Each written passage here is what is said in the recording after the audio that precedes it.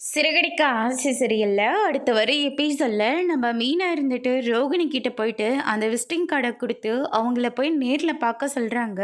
ரோகிணியும் போய் பார்த்துட்டு வராங்க.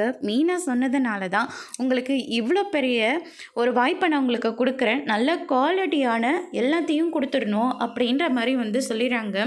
அதுக்கு அடுத்ததா ரோகிணி ரொம்பவே சந்தோஷமா வந்து மனோஜ் கிட்ட வந்து நான் ஒரு பெரிய ஆர்டரவ பிடிச்சிருக்கேன் அப்படின்ற மாரி வந்து சொல்லிறாங்க. என்ன ஆர்டரோ அப்படின்னு சொல்லிட்டு கேட்கவும், பெரிய அப்பார்ட்மெண்ட்டுக்கு எல்லாமே வேணும். ஃப்ரிட்ஜு, வாஷிங் மிஷின், டிவி அப்படின்னு சொல்லிட்டு எல்லாமே கேட்குறாங்க அப்படின்ற மாரி வந்து சொல்லிடுறாங்க. எப்படி உனக்கு இந்த வாய்ப்பு கிடைச்சதுன்னு சொல்லி கேட்டதுக்கு, எனக்கு பெரிய ஒரு கிளைண்ட் கிடைச்சாங்க.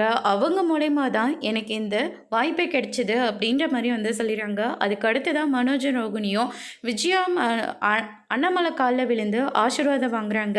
இது எல்லாமே என்னால் தான் கிடைச்சிது ஆண்டி. எப்படியும் ஒரு 40 லட்சத்துக்கு கிட்டத்தட்ட கிடைச்சிரும் அப்படின்ற மாதிரி மனோஜ் வந்து சொல்கிறாங்க. என்ன 40 லட்சமா அப்படின்னு சொல்லிட்டு விஜயா வந்து பயங்கரமாக ஷாக் ஆகுறாங்க. ஸ்ருதி இருந்துட்டு உங்களுக்கு இந்த வாய்ப்பை ஏற்படுத்தி கொடுத்ததே மீனா தான்.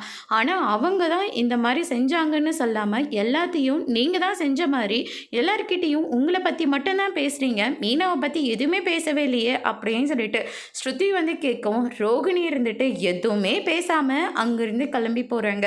அதோட இன்னைக்கான பிரம்ம முடிச்சிருக்காங்க.